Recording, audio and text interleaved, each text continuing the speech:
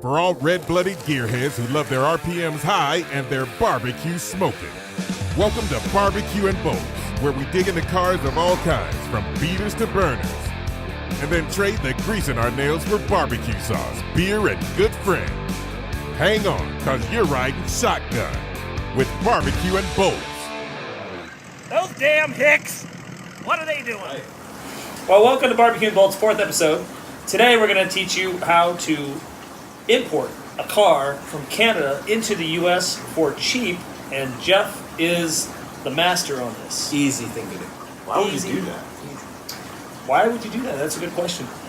We would do that because it's cheap. 30% off. Oh, there you go. 30% off. Well, 22 right now. Okay. They get better cars in Canada? More variety? You know what? So, you know the conversion between kilometers and miles, right? Sure. You get a lot of kilometers for not very many miles. How we used to ditch cars at 100,000 miles, right? Right. Well, they ditch cars at 100,000 kilometers. Oh. So it's like 60,000 miles on a car. There you have it. Yeah, we live close to the Canada border, as you can tell by our spring sunny day here in Washington State. And Jeff has been going on and on and on. I don't know if you've heard about this in the past episodes, but every time we mention any car that's cheap, he goes, "Hey, let's go to Canada and buy one. Let's go to Canada. Let's go to Canada." I was like, well, why don't we tell everybody how to get a car from Canada? Well, you could take a trailer up and trailer it back. That's easy. Or you buy a $30 trip permit. But you buy it from the DMV and you fill it out when you get there. So if you get there, you don't buy the car, you still got it. I still have mine. You gotta buy the permit in the States or the permit in Canada? Yeah. We live in the U.S. Okay, just checking. It's good. No, you're good there. Because up in Canada, when you buy a car, the plate stays with the old owner. The plate stays with the person. The plate doesn't stay with the car.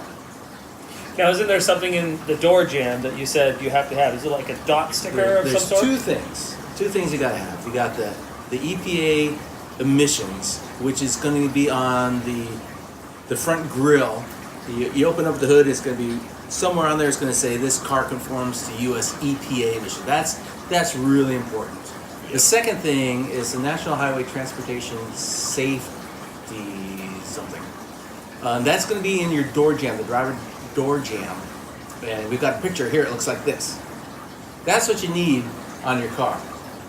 It just say this car conforms. All it says is this car conforms to U.S. National Highway Transportation Safety standards. Yeah, safety standards. So there's two things about that. If it has the sticker, maybe it was made in the U.S., it went up into Canada, and now you're bringing it back. That's the easiest thing. The second easiest is if it's got that sticker in the door jamb. Now Canada has one for cars that get exported into Canada. It's got a little maple leaf on it. Looks really nice.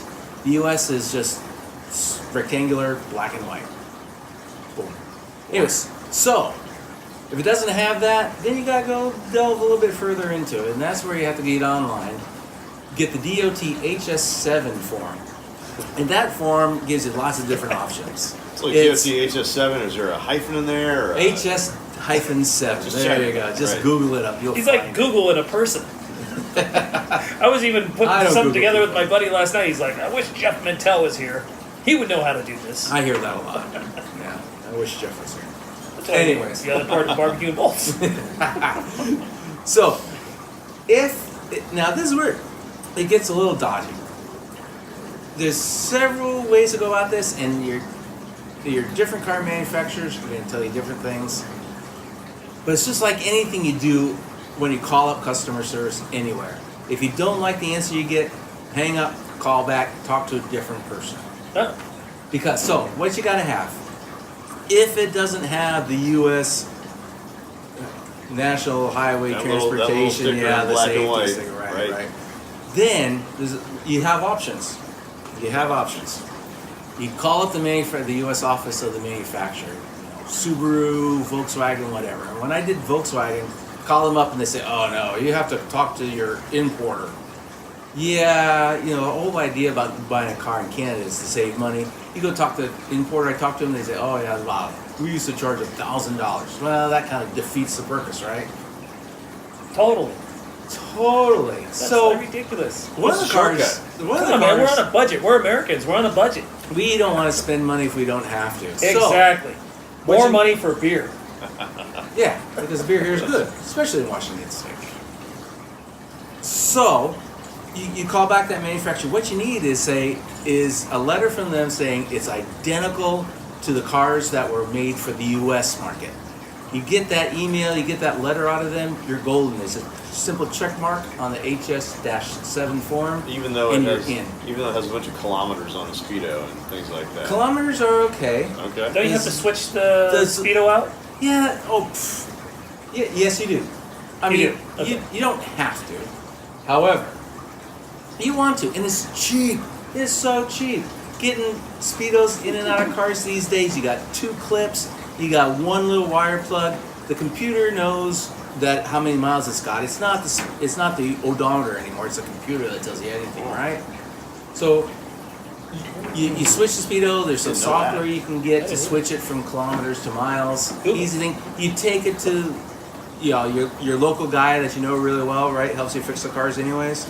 He can switch it over. For VW, the software is called VAGCOM. You get that, it can do everything for you. Anyways, switch kilometers to miles. The other thing is your brake. US has got this The brakes. silly thing, this brake indicator. It's got to say brake, as in B-R-A-K-E. Just can't have a symbol. How you get around that? You get little stickers, and you put brake on it. You apply it over the little plastic, over the odometer. It says brake now. So you mean That's cars- genius. Cars in Canada That's don't have genius. brakes? They or- have an icon. Okay, well, I Yeah, know. they have an icon. So if your brake goes bad, or if you're Got riding it. along with your brake on, the thing. So if says you just says take a brake. little extra time, then you can import a car from Canada. Yeah, and then the best thing is, when you get to the border crossing, they ask you, "Are you bringing anything back that you bought in Canada?" Yeah, this car, and especially if it's on a trailer, it's great. They haul you over, and you've got your form, you got your DOT HS-7 form, right? And they look at the EPA sticker. Yeah, that's good. And This is the Customs and Border Patrol guys are looking at that's this. right. Yeah. Okay. Then they know what they're doing because they put the VIN in there, make sure it's not stolen. They can tell you a lot about it. But when it comes to cost, duty on cars, duty on anything you bring back from Canada is like what 2% now. But what most people don't realize is that your first $800 is exempt. Oh, So buy your car for $800. You buy a car for $1,000. You buy a car for $10,000. There you go. 2% of 10,000 is what? 200. Right. You're good. You can buy a car for $40,000 out there, bring it back, and not pay duty. But anyways, bringing a car back from Canada isn't so difficult. Oh, back to talking to the manufacturer about getting that identical to the cars made for the U.S. market. Call them up. Call them up to the U.S. office. Just talk to people. Be nice, and you'll get that letter. You are a people person, so you like to make phone calls like that. As long as you're nice. Yeah, that's right. How many And, cars but you buy like I in said, Canada? it's so important. You don't like the answer you get out of the first person, hang up, call back. Call the next guy. we got a lot of stuff coming up, so thanks for joining us, and we're going to go drink some more beer. I hope so. And we're signing off episode 4. Thanks, guys.